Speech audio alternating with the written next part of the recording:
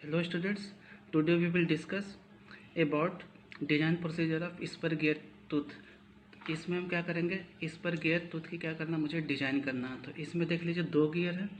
जो बड़े वाले साइज का होता है उसको हम बोलते हैं गियर, और जो छोटे वाले साइज का होता है उसको हम बोलते हैं पिनियन।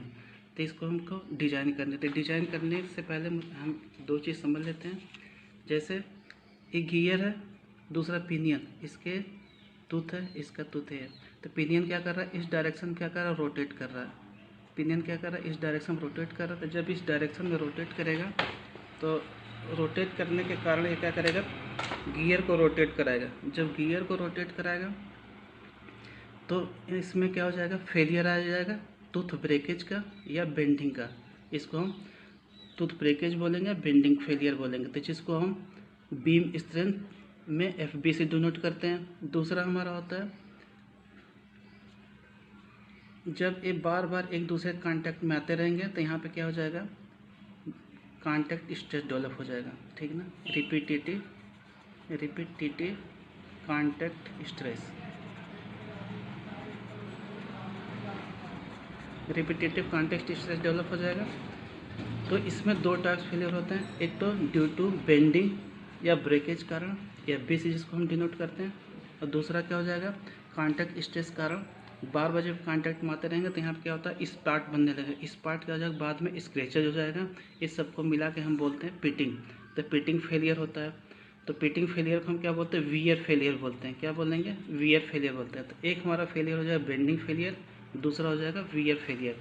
तो पहले हम कंडीशंस के चेक कर लेते हैं, विच इज़ द वीकर। तो पहले हमारी कंडीशन आती है FB is greater then FW। इसमें क्या हो जाएगा, FW क्या वीकर है, ठीक ना। तो हम क्या करेंगे, इसकी डिजाइन करेंगे। तो FW अगर वीकर है तो जो हमारा लोड लगेगा, F इफेक्टिव, जो लोड अप्लाई किया जाएगा इस गियर पेयर पे, इसकी वैल्यू हमेशा क्या होनी चाहिए, FW से कम होनी चाहिए। FW से अगर कम होगी तभी हमारा क्या हो जाएगा, डिजाइन कंसिडर की जाएगी, ठीक ना, डिजाइन पास हो जाएगी। दूसरा कंडीशन हमारी आती है, अगर FW is greater then FB, FW की वैल्यू ज़्यादा है, हम किसके बेस पे डिजाइन करेंगे, FB के बेस करेंगे। तो हमारा क्या वीकर क्या हो जाएगा, FB, बीम स्ट्रेंथ हो जाएगा। तो बीम स्ट्रेंथ की वैल्यू हमेशा क्या हो जाएगी, F इफेक्टिव से ज़्यादा होनी चाहिए। जो भी हम लोड अप्लाई करेंगे उससे बीम स्ट्रेंथ की वैल्यू ज़्यादा होनी चाहिए। तो हमारे डिजाइन कंसिडर दो टाइप्स होती है, एक तो होती है on the basis of wear strength, दूसरी on the basis of bending strength. तो हम आके देखते हैं यहाँ पे, एक हमारा तीत हो जाएगा। हमने यहाँ से एक तीत ले लिया, तीत को देख लीजिए। इस पे दो टाइप्स का लोड लगता है, एक लगता है हमारा रेडियल लोड, दूसरा लगेगा टेंजेंशियल लोड। इसका रिजल्टेंट हम F से डिनोट करते हैं, ठीक है। तो ये देख लीजिए, टेंजेंशियल लोड हमारा इस तरह से स्थित पर लगा हुआ, और जो फेस विड्थ है इसको हम B से डिनोट करते हैं। जो यहाँ पे लेंथ है, जो यहाँ से इसकी लेंथ लेते हैं, जो पॉइंट फोर्स लग रहा है टेंजेंशियल वो L हो गया, और जो तीत की थिकनेस लेते हैं हम इसको T से डिनोट करते हैं। तो आइए देखते हैं फर्स्ट स्टेप। फर्स्ट स्टेप से पहले मुझे क्या करना पड़ेगा, एजम्पशंस कुछ हैं उसको हम देख लेते हैं। तो देखिए एजम्पशंस में क्या लिखा हुआ है, the full load is acting at the tip of the single tooth. अब देखिए हमारे पास जो सिंगल टूथ है, ठीक है, इस पर जो फुल लोड एक्ट करेगा वो कहाँ पे एक्ट करेगा, इसके टिप पे एक्ट करेगा, ठीक है। नेक्स्ट पॉइंट हमारा जाएगा, the effective of radial force is neglected. अब देखिए हमारा जो रेडियल फोर्स ए है, इस फोर्स को हम क्या मान के चलेंगे, डिजाइन से हम नेग्लेक्ट मान के चलेंगे। थर्ड पॉइंट है, the load is uniformly distributed across the full load face. तो जो हमारा फेस है इस पे जितने भी लोड लगेंगे कैसे लगेंगे, यूनिफॉर्मली डिस्ट्रीब्यूटेड लगेंगे। फोर्थ पॉइंट है, effect of the stress concentration is neglected. जो हमारे टिप पे लोड लग रहा है, जो ये लोड लग रहा है ये क्या क्या है, ऐसा नहीं होना चाहिए किसी एक पॉइंट पर क्या हो रहा है, कंसंट्रेट हो जा रहा है, ठीक ना। तो कंसंट्रेशन जो स्ट्रेस होता है, स्ट्रेस कंसंट्रेशन, उसको हम नेगलेक्ट मान के चलते हैं। फिफ्थ पॉइंट हमारा आ जाता है, frictional force due to teeth sliding are neglected. जब ये दो तीत बार बार क्या करेंगे, स्लाइड करेंगे, एक दूसरे से कांटेक्ट में आते रहेंगे, तो इनमें क्या हो जाएगा, फ्रिक्शन फोर्स डेवलप हो जाएगा। फ्रिक्शन फोर्स को हम क्या करेंगे, यहाँ पे नेगलेक्ट मान के चलेंगे। तो 5 हमारे एजम्पशंस हैं, इस एजम्पशन को कंसीडर करने के बाद ही हम क्या करेंगे, डिजाइन करेंगे। तो डिजाइन करने के लिए फर्स्ट स्टेप हमारा आता है बीम स्ट्रेंथ। तो बीम स्ट्रेंथ के लिए हमारा फार्मूला होता है Lewis equation for beam strength. Lewis equation हमारा क्या होता है, sigma B into M into Y. इसको हम क्या बोलते हैं, लेविस इक्वेशन बोलते हैं। हमारा क्या बीम स्ट्रेंथ एफ बी हो गया। सिग्मा बी को हम बोलते हैं परमिसिबल बेंडिंग स्ट्रेंथ या बेंडिंग एंड्योरेंस स्ट्रेंथ बोलते हैं। इसकी वैल्यू कितनी होती है, S U T divide by 3, मतलब अल्टीमेट स्ट्रेंथ डिवाइड बाई 3। तो हर मटेरियल क्या होती है, कुछ न कुछ अल्टीमेट स्ट्रेंथ होती है, उसकी स्ट्रेंथ में अगर हम 3 से डिवाइड कर देंगे तो हमारी वैल्यू मिल जाएगी परमिसिबल बेंडिंग स्ट्रेंथ की या बेंडिंग एंड्योरेंस स्ट्रेंथ की। दूसरा पॉइंट आता है हमारा फेस विड्थ। फेस विड्थ जो हमारा टिप का फेस विड्थ होता है उसकी वैल्यू वेरी करती है आपकी 9 एम से 15 एम के बीच में वेरी करती है। और जनरली हम कितना लेते हैं, बी कोस टू 10 एम ले लेते हैं या 12 एम ले लेते हैं। थर्ड पॉइंट हमारा होता है मॉड्यूल। मॉड्यूल क्या होता है, डी बाई जेड होता है। ये तो आपको जानना ही पड़ेगा क्योंकि यह बेसिक है, टर्मिनोलॉजी है गियर की। वाई क्या है, वाई को हम बोलते हैं लेविस फॉर्म फैक्टर। वाई को हम बोलते हैं लेविस फॉर्म फैक्टर। यह डिपेंड करता है टूथ की प्रोफाइल पे कि टूथ की प्रोफाइल कैसी है। तो ये आपको डिटर्जेंट बुक में भी मिल जाएगा। तो पहला हम देख लेते हैं y equals to 0.484 minus 2.87 divide by Z. किसके लिए, for 20 degree full depth involute. आपकी बुक में कैपिटल Y की वैल्यू दी रहेगी लेविस फॉर्म फैक्टर, या आपको दिया रहेगा स्मॉल y। अगर स्मॉल y रहेगा तो उसमें हम कैपिटल Y को कैपिटल Y में कन्वर्ट करने के लिए हम क्या करते हैं, y स्मॉल y में हम पाई से मल्टीप्लाई कर देते हैं तो आपकी यही वैल्यू आ जाती है। क्योंकि डिटर्जेंट बुक में कहीं स्मॉल y दिया और कहीं कैपिटल Y दिया। अगर आपको स्मॉल y आ रहा है तो उसमें पाई से मल्टीप्लाई कर दीजिए, कैपिटल Y रखा दैट इट इज, इसको ऐसे ही रखना है। अगर हमारा 20 डिग्री स्टब इन्वोल्यूट टूथ के लिए हम देखें तो y की वैल्यू आती है 0.55 माइनस 2.64 डिवाइड बाई जेड। इसी तरह अगर हम 14.5 degree full depth involute and composite के लिए देखें तो y की वैल्यू आती है 0.39 माइनस 2.15 डिवाइड बाई जेड। तो according to consideration of design, हमारे जो टूथ प्रोफाइल है उसके अकॉर्डिंग हम क्या करेंगे, इस वैल्यू को हम सिलेक्ट कर लेंगे। नेक्स्ट हमारा पॉइंट आता है design for what. Second step है कि हम किसके लिए डिजाइन करें। तो हमारे पास गियर पैर में दो हो गए, एक हो गया हमारा गियर, दूसरा हो गया पिनियन। तो हम किसके लिए डिजाइन करें, तो हम उसके लिए डिजाइन करेंगे जो वीकर सेक्शन होगा। ठीक है, अब देख लिया हमारे पास है।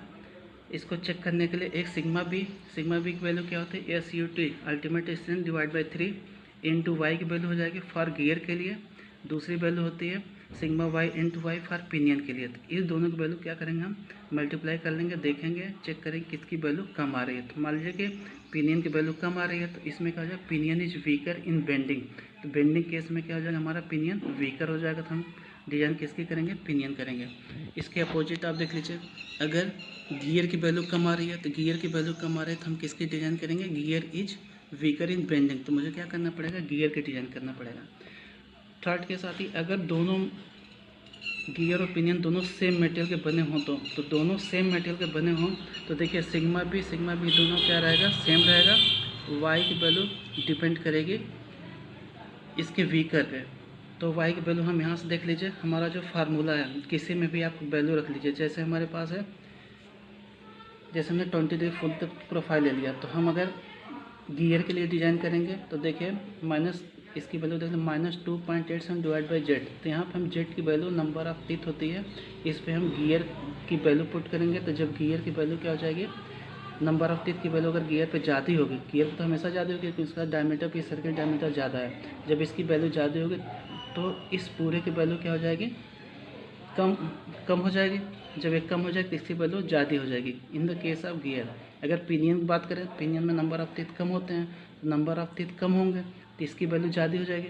इसकी वैल्यू ज़्यादा हो, क्या करेंगे इसमें हम इसको माइनस करेंगे तो इसकी वैल्यू कम हो जाएगी। तो पिनियन में वाई की वैल्यू क्या होती है, कम होती है। जब पिनियन में वाई की वैल्यू कम होती है तो हमेशा जब भी similar material same material gear और पिनियन का होगा तो हमेशा पिनियन क्या हो जाता है, वीकर हो जाता है। तो यहाँ पे कंडीशन आ जाएगी pinion is weaker in bending. इसके बाद हम थर्ड स्टेप आते हैं वियर स्ट्रेंथ। वियर स्ट्रेंथ है, इसको हम पिटिंग स्ट्रेंथ भी बोलते हैं, दोनों एक ही चीज़ है। तो इसके लिए हमारा फार्मूला बनता है वियर स्ट्रेंथ इक्वल टू होता है DP into B into Q into K. हम डी.पी क्यों लिए, हमने ये मान के चल रहे हैं कि दोनों सेम मटेरियल के हैं और पिनियन यहाँ पे वीकर है तो हम इसकी डायमीटर लेंगे पिनियन की। अगर यहाँ गियर वीकर होता तो हम डी.जे रख लेते हैं।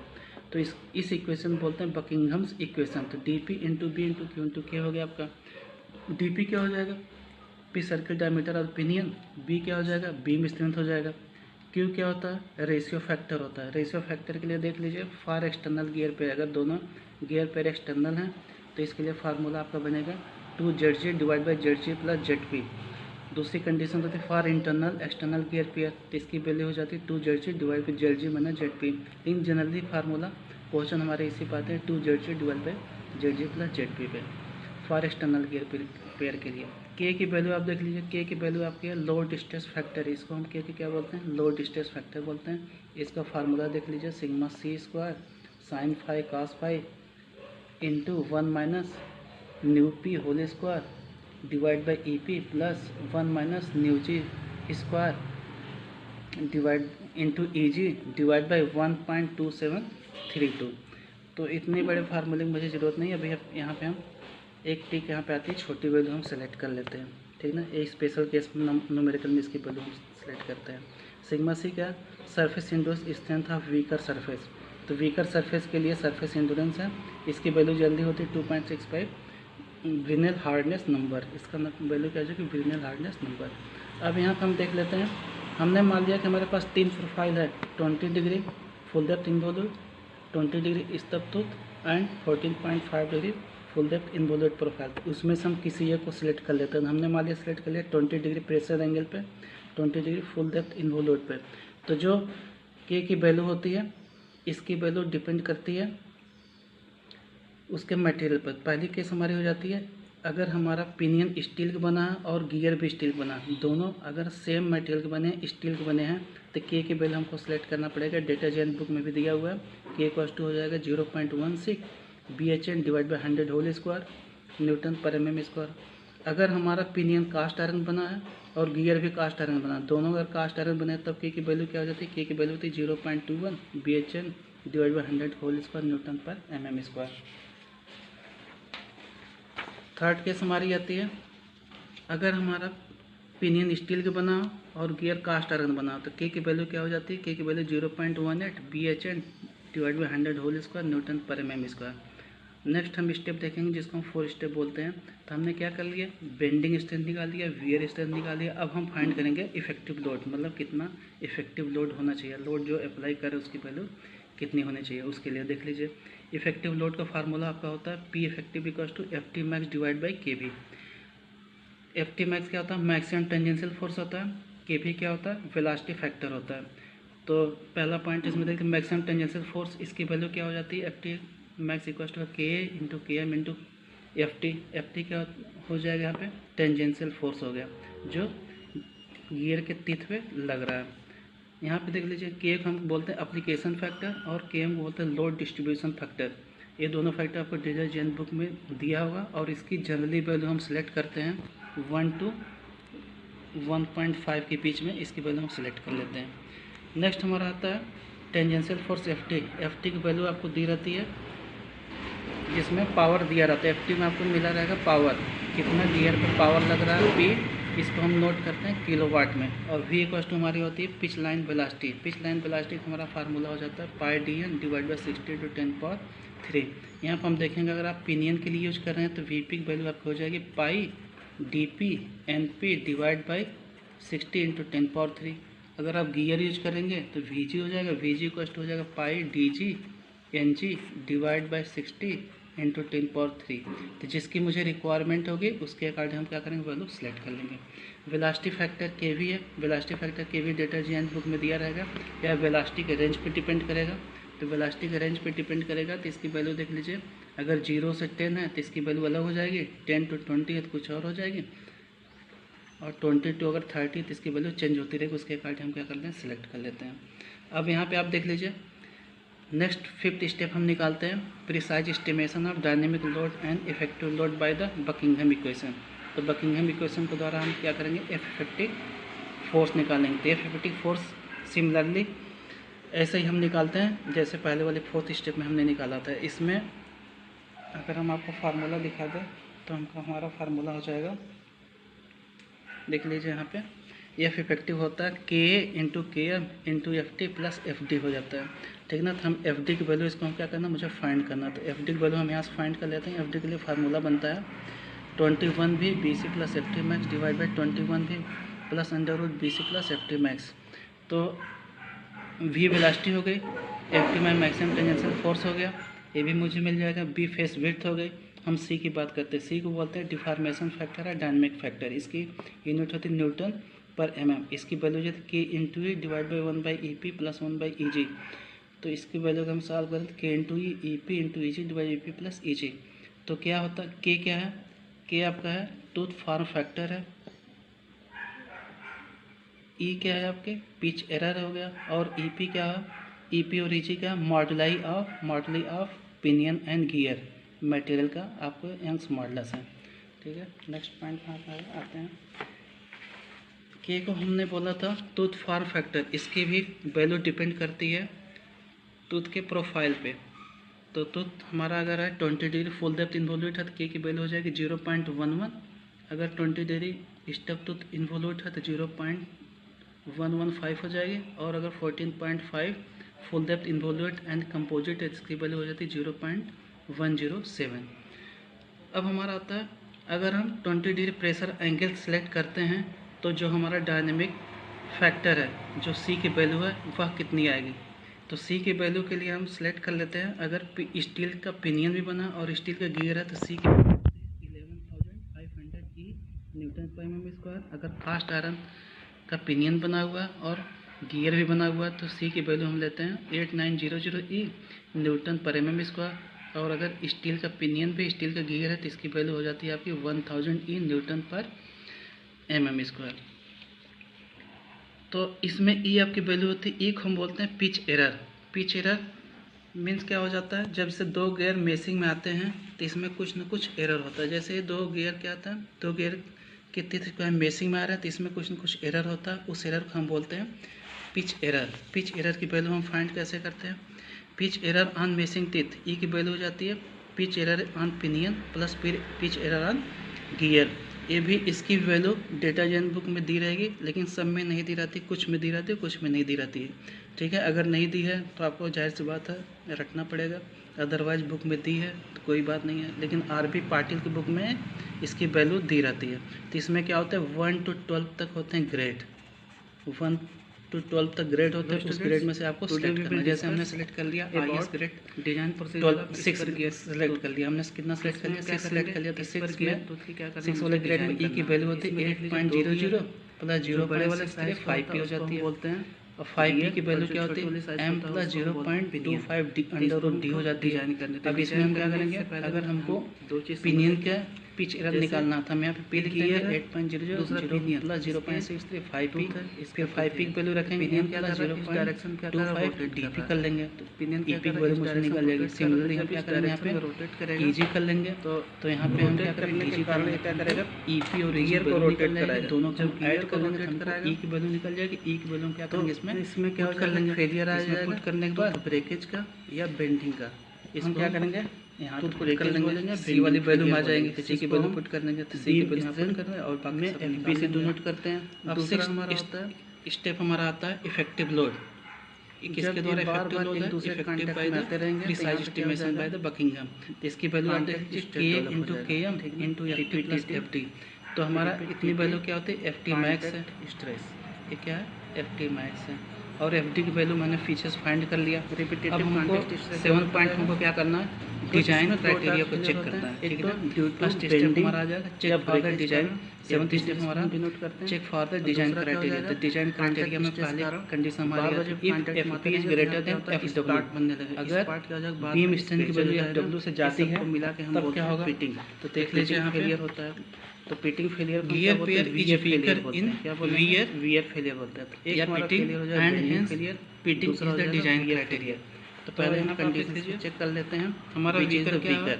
तो पहले हमारी कंडीशन आती है हमारी design fitting is greater then wear पे बनेंगे। तो वियर पे देख लीजिए क्या हो जाएगा in order to avoid wear failure या पिटिंग फेलियर डिजाइन करेंगे। तो हमारा जो पिटिंग फेलियर होगा तो जो हमारा जो वैल्यू होगी एफ इफेक्टिव क्या हो जाएगी ज्यादा होनी चाहिए। एफ इफेक्टिव की वैल्यू ज्यादा होनी चाहिए, अगर ज्यादा नहीं होगी तो हमारा इसकी वैल्यू हमेशा क्या होनी चाहिए इसलिए एफडब्ल्यू से कम होनी चाहिए। एफडब्ल्यू से अगर कम होगी इससे ज्यादा होनी तभी हमारा क्या हो जाएगा ज्यादा। तो देख लीजिए एफडब्ल्यू कंसीडर की जाएगी, एनएफ इनटू डिजाइन पास हो जाएगी। एनएफ की वैल्यू निकाल दूसरा कंडीशन हमारी आती है अगर F W divide by F effective, यहाँ से हम निकाल लेंगे कौन सा कंडीशन होगी, फर्स्ट केस होगी, सेकंड केस में देख लीजिए इसका एफ डब्ल्यू वैल्यू जाती है, एफ बी के बेस पे डिजाइन करेंगे, एफ बी के बेस पे से क्या है तो हमारा क्या वीकर क्या हो जाएगा, वीकर बाउंस हो जाएगा, बी में स्ट्रेंथ हो जाएगा, बी में स्ट्रेंथ की वैल्यू हमेशा क्या हो जाएगा करेंगे बेंडिंग से, यहाँ ले ज्यादा होनी चाहिए, जो भी हम लोड अप्लाई करेंगे and hence bending is the design criteria, B में स्ट्रेंथ वैल्यू ज्यादा होनी चाहिए, क्राइटेरिया हमारे डिजाइन कंसीडर दो टाइप्स होती है, in order to avoid bending failure, basis of bending failure को अवॉइड करना, तो जो भी हमारा लोड लगेगा इफ इफेक्टिव जो भी होगा वो हमेशा क्या हो जाएगा एफ बी से कम रहेगा, तो एफ बी से अगर हमारा तीत हो जाएगा एफ बी क्या हो जाएगा एन एफ, हमने यहाँ से एक एफ इफेक्ट ले लिया, यहाँ से क्या देख देते हैं इस पे निकाल लेंगे, दो टाइप से लोड लगते हैं, एक लगता है हमारा रेडियल एन एफ, दूसरा क्या हो जाएगा F B divide by F effective, N F को हम क्या बोलते हैं फैक्टर ऑफ सेफ्टी बोलते हैं, ये देख लीजिए टेंजेंशियल लोड हमारा इस तरह से स्थिति पर लगा हुआ और जो फेस विड्थ है इसको हम इसकी वैल्यू क्या होती है जो जनरली 1 से ज़्यादा होनी चाहिए, इसकी वैल्यू 1 से ज़्यादा होनी चाहिए एन एफ की, और ईयर केस में इसकी वैल्यू वेरी करती है आपकी 1 से लेकर के 1.5 से लेकर के 1 हो गई, इसकी वैल्यू कहाँ तक वेरी करती है 1.5 से लेकर के 2 तक, इसकी वैल्यू क्या करती है एजम्पशंस में क्या लिखा हुआ the full load is acting at the tip of the single critical condition, हमारे पास जो सिंगल वैल्यू कितनी होती है फैक्टर ऑफ सेफ्टी की, इस पे जो फुल लोड एक्ट करेगा वो कहाँ पे एक्ट करेगा, डिजाइन जो हमारी इसके टिप पे कंसीडरेबल हो जाती है, सेटिस्फैक्टरी हो जाती है। नेक्स्ट पॉइंट हमारा इफेक्टिव